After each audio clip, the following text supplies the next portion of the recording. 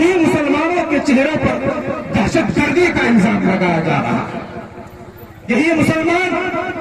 جن کی امانت، جن کی دیانت، جن کی عزت، جن کی پاک دامنی کو دیکھتے کفار سال ہر سال ان کے پاس اپنے لڑکیوں کو چھوڑ جاتے تھے، آج وہ غداری اور خیانت کے ساتھ متہم کر رہے ہیں۔ وہ مسلمان جس کی شہادت، جس کی گواہی کو دیکھ کر لوگ اپنے مقدمے، اپنے فیصلے ان کے کوٹ میں لایا کرتے تھے،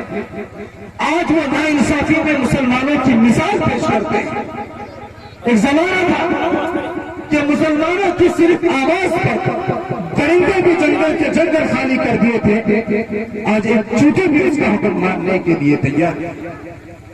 ان تمام چیزوں کی بنیادی وجہ یہ ہے کہ جب تک ہم نے قرآن سنت کو مانا تو دنیا صحیح راستے پر چل رہی تھی، ہم لوگ کے اندر سدھار پیدا ہو رہا تھا۔ جب تک ہم نے صحابہ کرام کی زندگی کو اپنایا تب تک ہم کامیابی کی زندگی گزار رہے تھے۔ یہاں تک کہ مسلمان اگر قرآن سنت کے مطابق کوئی فیصلہ کیا تو دنیا کی کوئی سپر طاقت اس کا مقابلہ نہیں کر سکتی۔ یہی وجہ ہے کہ اگر وہ مسلمان مرے تو آج کامیابی کی موت مرے، اور آج کا مسلمان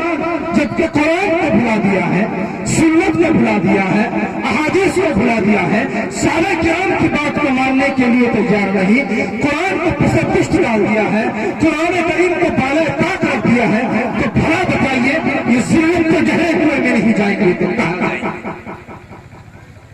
آج مسلمان پر جو حالات آ رہے ہیں یہ مسلمانوں کی کرتوتوں کی وجہ سے آ رہے ہیں۔ مسلمان اگر مقروض ہو تو صحابہ کرام کے طریقے سے روگردانی کی وجہ سے۔ مسلمان وہ نہیں جس کو حالات بدل دے، بلکہ مسلمان تو وہ ہے جو حالات ہی کو بدلتے ہیں۔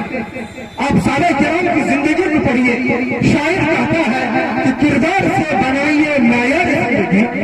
کردار سے بنائیے معیار زندگی، ماحول سے حیات کا سودا نہ کیجیے۔ آپ ماحول سے گھبراتے ہیں، ہر زمانے کے اندر مصائب آتے رہے، آرام آتے رہے، لیکن مسلمانوں نے اس کا ڈٹ کر مقابلہ کیا اور ان کو زندہ نشان جلا، اور وہی لوگ کامیاب رہے۔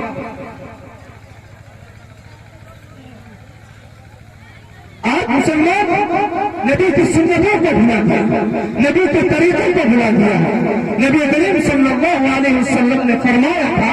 افشوا السلام بینکم، تم سلام کو رواج دو۔ مسلمانوں نے اس کو ادا کرنا شروع کر دیا۔ نبی کریم صلی اللہ علیہ وسلم نے فرمایا تھا کہ تم آپس میں کبر مت رکھو، مسلمان نے اس کو الٹا کرنا شروع کر دیا، اور ان تمام چیزوں کا ارتکاب کرنے کے باوجود مسلمان نبی کی سچا عاشق ہونے کا دعویٰ کرتا ہے۔ نبی کا فرمان ہے کہ من رغب عن سنتی فلیس منی، کہ جو میری سنتوں سے اعراض کرتا ہے، جو میری طریقوں سے اعراض کرتا ہے، وہ چاہے یہودی بن جائے، نصرانی بن جائے، کسی بھی دھرم کو اختیار کر لے، میں اس کی پرواہ نہیں کرتا۔ نبی کا سچا عاشق تو وہ ہے جو نبی کے ہر طریقوں سے پیار کرے۔ من احب سنتی فقد احبنی، کہ وہ شخص جو میری سنتوں سے پیار کرے وہ سچا عاشق ہے۔ میں آپ کو نظیر کے طور پر ایک صحابی کا واقعہ بتاتا چلوں۔ نبی کا ایک تربیت یافتہ صحابی جن کے چہرے پر صرف داڑھی کا ایک بال تھا، نبی کریم صلی اللہ علیہ وسلم نے ان کو دیکھ کر مسکرایا۔ وہ صحابی یہ سمجھے کہ شاید نبی کریم صلی اللہ علیہ وسلم داڑھی کے اس بال پر ہنس رہے ہیں، تو انہوں نے آپ کی نگاہ سے اوجھل ہو کر داڑھی کے اس بال کو توڑ ڈالا، پھر آپ کی خدمت میں حاضر ہوئے۔ تو جب نبی کریم صلی اللہ علیہ وسلم نے دیکھا کہ چہرے پر داڑھی کا وہ بال نہیں، تو فوراً آپ کا چہرہ انور متغیر، آپ کے چہرے کا رنگ بدل گیا۔ چنانچہ اس صحابی نے دائیں جانب سے آ کر سلام کیا، بائیں جانب سے آ کر سلام کیا، پیچھے سے سلام کیا، ہر جانب سے انہوں نے کوشش کی۔ نبی کریم صلی اللہ علیہ وسلم ناراض ہو، تو صحابی نے خیال کیا کہ اگر نبی یوں ہی ناراض ہوتے رہے تو میری آخرت تو برباد आखिरत में मैं मुंह कैसे दिखाऊंगा। उन्होंने फौरन कसम खाई कि रब काबा की कसम, मैं उस वक्त तक नबी की खिदमत में नहीं आऊंगा जब तक कि दाढ़ी का वबाल इतना बड़ा न हो जाए। चुनांचे एक मुद्दत तक जंगलों के अंदर रोते रहे, फिरते रहे। जब दाढ़ी का वबाल इतना बड़ा हो गया, फिर नबी की खिदमत में हाजिर हुए। आज हम लोग किस तरीके से अपने दाढ़ी मुंडवा देते हैं, हमें जर्रा बराबर इसका एहसास भी नहीं होता कि हम गलत काम कर रहे हैं। सिर्फ दाढ़ी का मसला नहीं है कि आदमी दाढ़ी रखने से कुतुब बन जाता है, अल्लाह वाला बन जाता है, बल्कि जिंदगी के हर जुज के अंदर ऊपर नजर सानी करनी चाहिए। आदमी शब रोज के अंदर, रात और दिन के अंदर जो मामला करता है, जो काम करता है, उसका जायजा लेना चाहिए कि कितना काम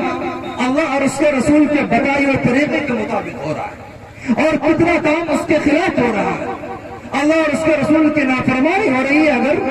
तो उसकी इस्लाह का तरीका क्या हो सकता है, उसको सुधारने का तरीका क्या हो सकता है। आदमी के अंदर जब ज़हन के अंदर ये सुधार रहेगा तो खुद बहुत मुआशरे की इस्लाह हो जाएगी। मुआशरा किस चीज का नाम, किसी चिड़िया का नाम है, किसी दरख्त का नाम है नहीं। मुआशरा नाम है अफराद के मजमूए का। भरतपुर के जितने लोग हैं, सीगांव के अंदर जितने लोग हैं, आलमपुर के जितने लोग हैं और दूर दराज से जितने भी लोग आए हुए हैं, इन लोगों से ही एक मुआशरा बनता है। अगर हर शख्स अपनी अपनी फिक्र करने लगे, अपने बारे में सोचने लगे, तो खुद बखुद मुआशरे का इस्लाह हो जाएगा, मुआशरे के अंदर खुद बहुत सुधार पैदा हो जाएगा। लेकिन अगर हर शख्स दूसरों की फिक्र करे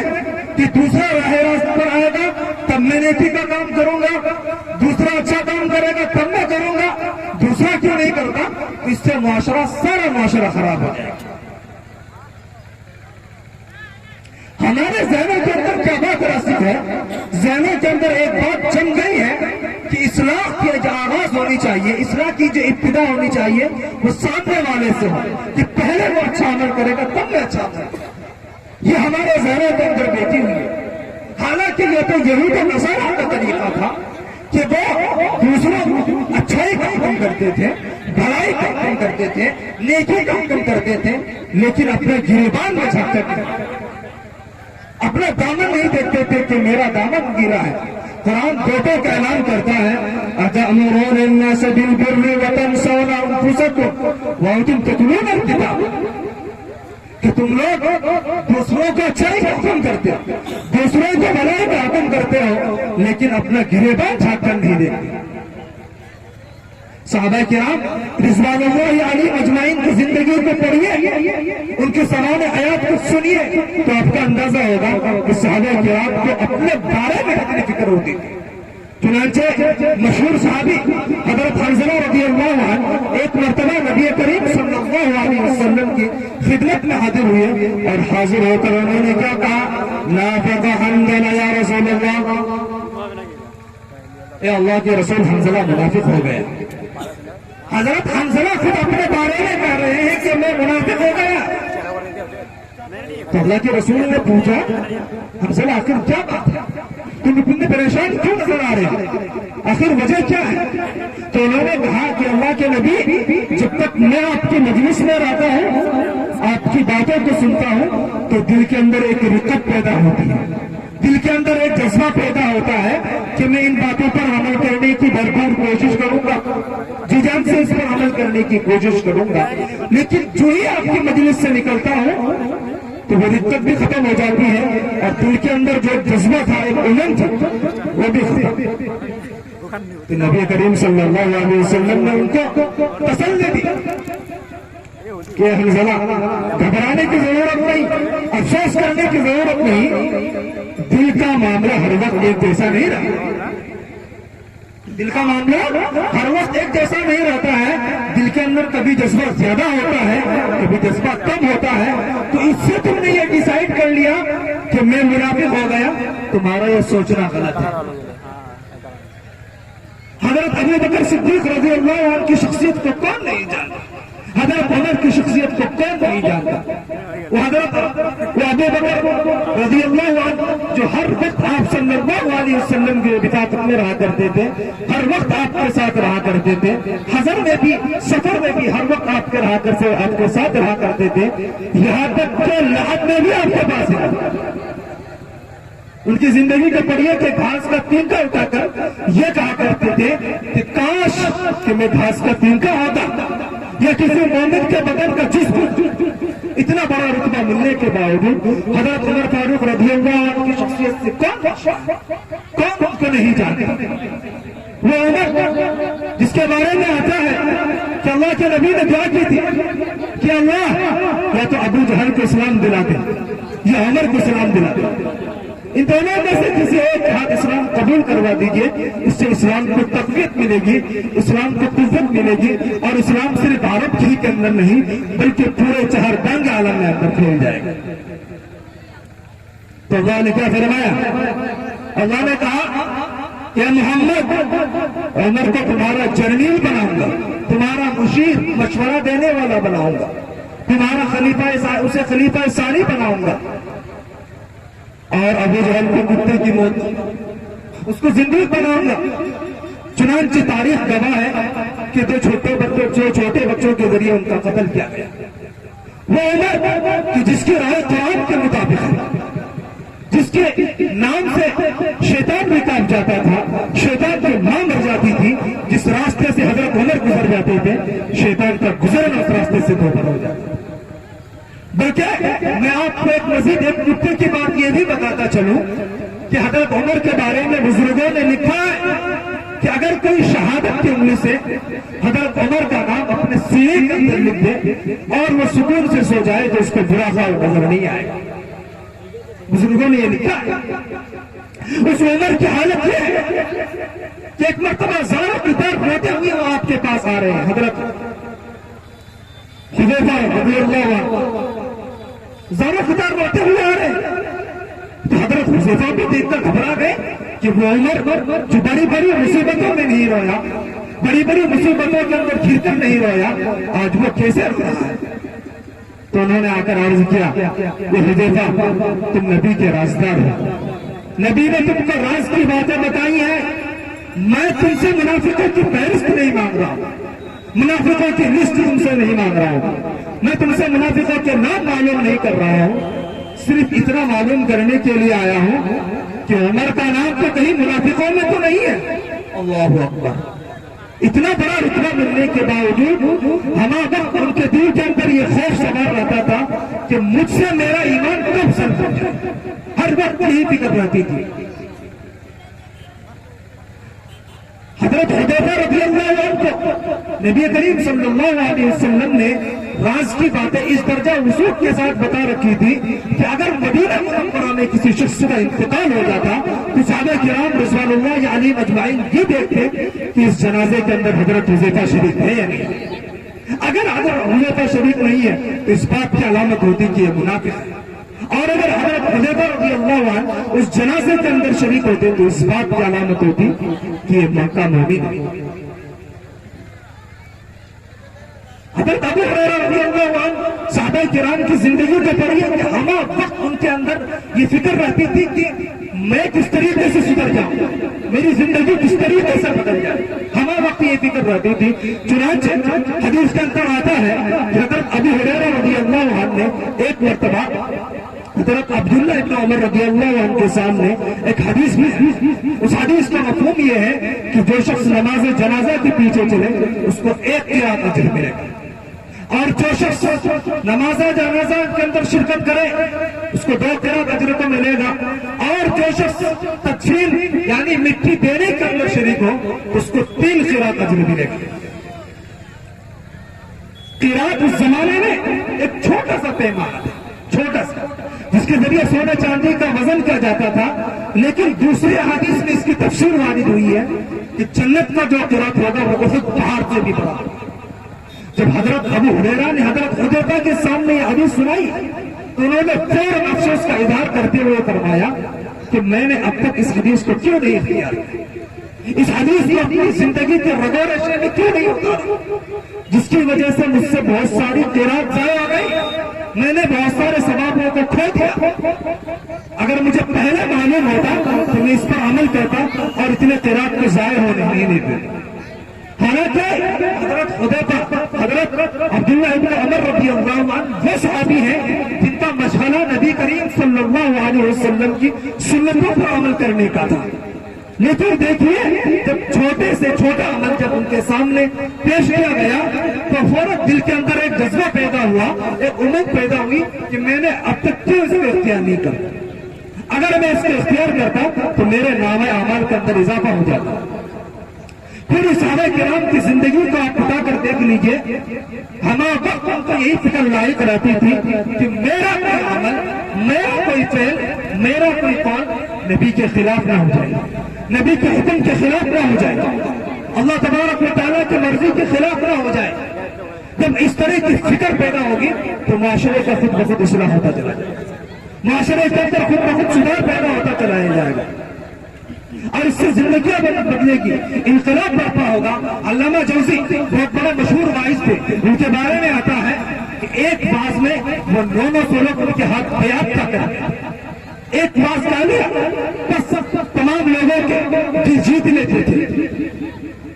ایسا نہیں تھا کہ ان کی تقریر بہت پوشیدہ ہوتی تھی، بہت بھڑکاؤ بھاشن ہوتا تھا، یہ بات نہیں تھی، بلکہ دل سے ایک جذبہ نکلتا تھا ان کے دلوں میں اور لوگوں کے اوپر اثر انداز ہوتا تھا۔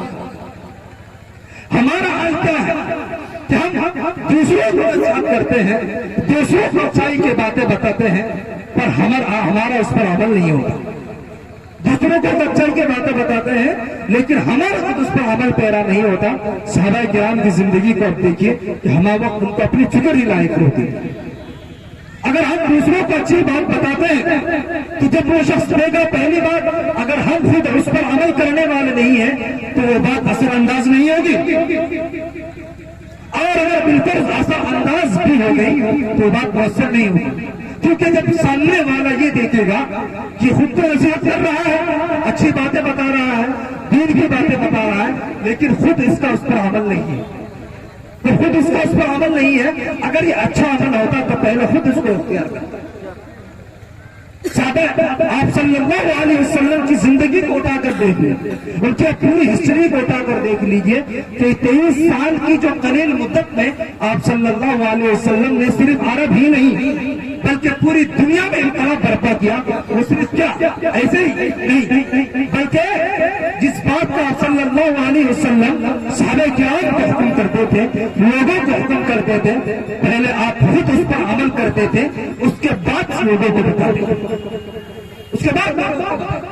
یہ ہمارے اندر جذبہ پیدا نہیں ہوتا کہ ہمارے اندر جذبہ، ہم سوچتے ہیں کہ مد مقابل سے اصلاح کا آغاز ہونا چاہیے، اصلاح کی ابتدا اس سے ہونی چاہیے۔ نبی کریم صلی اللہ علیہ وسلم نے 8 نمازوں کی پابندی کی، 5 نمازیں یہ اشراق، تہجد، چاشا، 8 نمازیں کی پابندی کی۔ ثانیہ صحابہ کرام رضوان اللہ علیہم اجمعین کے 5 نمازوں کی ترتیب۔ حضرت مولانا ڈاکٹر عبدالحی صاحب رحمت اللہ علیہ فرمایا کرتے تھے کہ قرآن کریم کے اندر جو بار بار لفظ استعمال ہوا ہے، یا ایھا الذین آمنوا قوا انفسکم واہلیکم نارا، کہ ایمان والوں تم اپنے آپ کو آگ سے بچاؤ۔ اصل خطاب کے 2 طریقے ہیں، ایک طریقہ یہ ہے کہ مخاطب جس کو پکار رہا ہے اس کا نام لے، اور دوسرا طریقہ یہ ہے کہ اس کا نام نہ لے، بلکہ جس کو پکار رہا ہے اس کے درمیان جو ایک ریلیشن ہے، جو تعلق ہے، جو رابطہ ہے، اس کا واسطہ دے کر پکارے۔ مثال کے طور پر فور ایگزامپل میں آپ کو بتاتا چلوں کہ باپ اپنے بیٹے کو اگر پکارے، ایک تو یہ ہے کہ اس کا نام لے کر پکارے اے فلاں، اور دوسرا طریقہ یہ ہے کہ نام لے کر نہ پکارے بلکہ بیٹا گا کر پکارے۔ ظاہر سی بات ہے بیٹا کہنے میں مزہ آئے گا نہیں مزہ آئے گا؟ بیٹا کہنے میں جو شفقت اور محبت ٹپکتی ہے، وہ ظاہر سی بات ہے کہ نام سے پکارنے میں محبت نہیں ٹپکتی۔ مزید تائیدن میں آپ کو ایک بات بتاتا چلوں کہ حضرت مولانا شبیر صاحب عثمانی رحمت اللہ علیہ وہ حضرت مفتی شفیع صاحب کی تشریف لایا کرتے تھے، اور اس وقت حضرت مفتی شفیع صاحب کی جو والدہ تھی وہ بقول حیات تھی اور ان کو بیٹا کہا کر پکارتے، تو ہمیں تعجب ہوتا کہ اتنا بڑا علامہ دنیا کوئی ان کو شیخ الاسلام کے لقب سے پکارتی ہے، بڑے بڑے تعظیم القاب ان کے لیے استعمال کیا جاتے تھے، ہر آدمی اپنے ذاتی اعتبار سے ان کو علامہ کہا کر پکارتا، کوئی شیخ الاسلام کے لقب سے پکارتا، لیکن وہ صرف فرماتے ہیں کہ میں بیٹا کا لفظ سننے کے لیے آپ حضرات کے یہاں تشریف لاتا ہوں۔ آدمی اپنے ذات کے اعتبار سے بڑا دیندار ہے، نماز پڑھتا ہے، روزہ رکھتا ہے، حج ادا کرتا ہے، زکات دیتا ہے، اور شریعت کے جتنے بھی احکام ہیں سب پر عمل کرنے کی کوشش کرتا ہے، لیکن اس کے گھر کو دیکھیے، اس کی اولاد کو دیکھیے، اس کے بال بچوں کو دیکھیے کہ ان کا رخ اگر مشرق کی طرف ہے تو ان کا رخ مغرب کی طرف ہے، نہ ان کو دین کی فکر ہے، نہ نماز کی فکر ہے، نہ روزے کی فکر ہے، بس گناہوں کے وادی میں بھٹکتے پھر رہے ہیں، گناہوں کے سیلاب میں اٹھا رہے ہیں، اور یہ صاحب اس بات پر مطمئن ہے کہ میں تو صف اول میں نماز پڑھتا ہوں۔ تو یاد رکھیے آپ کا ذاتی عمل آپ کی نجات کے لیے کافی نہیں ہو سکتا۔ قیامت کے دن آپ کو یہ کہہ کر جان بتا سکتے ہیں کہ میں تو صرف اپنے ذات کا مالک تھا، اگر میری اولاد دوسری طرف جا رہی ہے، گناہ کا راستہ اختیار کر رہی ہے، تو میں اس میں کیا کرتا؟ نہیں، آپ اس کی ذمہ دار ہیں، اپنی اولاد کے آپ ذمہ دار ہیں۔ اور دلیل میں کیا پیش کرتے ہیں کہ حضرت نوح علیہ السلام کا بیٹا کنعان وہ بھی کافر رہا، اور حضرت نوح علیہ السلام اس کو طوفان سے نہیں بچا سکے۔ قرآن کریم نے آگ کا لفظ استعمال کر کے اس بات کی طرف اشارہ کر دیا کہ تمہیں اپنی اولاد کو اسی طریقے سے بچانا ہے جس طریقے سے تم دنیا کی آگ سے اپنی اولاد کو بچاتے ہو، اسی طریقے سے جہنم کی آگ سے بچانا ہے، جس کا ایندھن کوئلے اور پتھر نہیں بلکہ اس کا ایندھن خود انسان ہوگا، اور سخت قسم کے فرشتے اس کے اوپر مقرر ہوں گے۔ فرض کریں کہ سامنے ایک آگ سلگ رہی ہے اور آپ کا بیٹا اس کو خوش منظر سمجھ کر، خوشگوار خوبصورت سمجھ کر اس کی طرف بڑھنے کی کوشش کر رہا ہے، تو کیا آپ سکون کے ساتھ بیٹھ جائیں گے اور یہ نصیحت کرتے پھریں گے کہ بیٹا اس آگ کی طرف مت جاؤ؟ اگر تم اس آگ کی طرف جاؤ گے تو تم جل کر راکھ ہو جاؤ گے، اور خدا نے فیصلہ اگر وہ بیٹا نہ مانے اور اس آگ کے اندر کود کر راکھ ہو، جل کر راکھ ہو جائے، تو کیا آپ لوگوں کو یہ جواب دیتے پھریں گے کہ میں نے اسے سمجھایا تھا، اس نے نہیں مانا؟ بالکل نہیں۔ اگر آپ اس بچے کے حقیقی والدین ہیں تو اس بچے کو آگ کی طرف بڑھتا ہوا دیکھ کر آپ کی نیند حرام ہو جائے گی، آپ کا چین و سکون ختم ہو جائے گا، جب تک کہ اس بچے کو اس آگ سے کہیں دور جگہ لے کر، سکون کی جگہ لے کر آپ اس کو لے کر جب تک بیٹھنے جائیں تب تک آپ کو سکون نہیں حاصل ہوگا۔ تو اللہ تبارک و تعالیٰ کہہ رہے ہیں کہ جب دنیا کی آگ سے بچانے کے لیے تم اس طریقے کے تدابیر اختیار کرتے ہو، اس طریقے کے سامان اختیار کرتے ہو، اس طریقے کا انتظام کرتے ہو، تو اخروی آگ جس کی کوئی حدود نہیں، جس کی کوئی انتہا نہیں، جس کے بارے میں تصور نہیں کیا جا سکتا، تم اس آگ سے بچانے کی کیوں کوشش نہیں کرتے؟ آج ہمیں اولاد کے بارے میں ہر چیز کی فکر ہوتی ہے، ہر چیز کی فکر ہوتی ہے کہ ان کی آمدنی اچھی ہو جائے، ان کا رہن سہن اچھا ہو جائے، ان کا کیریئر بن جائے، ان کی زندگی بن جائے، مگر دین کی طرف اس طرح آئے گا اس سلسلے میں ہمیں فکر نہیں ہوتی۔ آج فکر نہیں ہوتی اس سلسلے میں۔ بچپن میں تو ہم ابتدائی آفرین سے ہمارے ذہن کے اندر یہ سوال ہونا چاہیے، یہ بات سوال رہنی چاہیے کہ بچہ کس طریقے سے دین کی طرف آئے۔ عصری علوم تمام علوم سکھائے جاتے ہیں لیکن دین کی طرف ہماری توجہ نہیں جاتی۔ اگر دین ہی اتنی ناقابل چیز تھی تو آپ پھر خود مقتدی کیوں بنتے؟ اس کا مطلب دین اہمیت کا عامل ہے۔ تو ہمیں ہر وقت یہ فکر سوال رہنی چاہیے کہ کس طریقے سے ہماری اولاد دین کی طرف آئے، اس کو دین کی تعلیم کس طریقے سے سکھایا جائے۔ ابتدا سے اس کی فکر نہیں ہوتی، تو بچہ بڑا ہو جاتا ہے تب فکر ہوتی ہے، تب ہم کہتے ہیں کہ خود دیندار بنو اور دین کی طرف دوسرے لوگوں کو بلاؤ۔ فارسی کا ایک محاورہ ہے جس کا ترجمہ یہ ہے کہ پہلے تو آپ نے فکر نہیں کی، اب آپ دین کی دعوت دے رہے ہیں، یعنی میرے ہاتھ پاؤں باندھ کر مجھے تو سمندر کے اندر ڈبو دیا، پھر کہتے ہو کہ ہوشیار دامن پر مت کر، ایسا ممکن ہے نہیں۔ تقریر تو بہت لمبی ہوتی جا رہی ہے، لیکن قلت وقت کی بنا پر میں نے چند باتوں پر اپنی تقریر ختم کرتا ہوں۔ آخر میں آپ حضرات سے میری گزارش ہے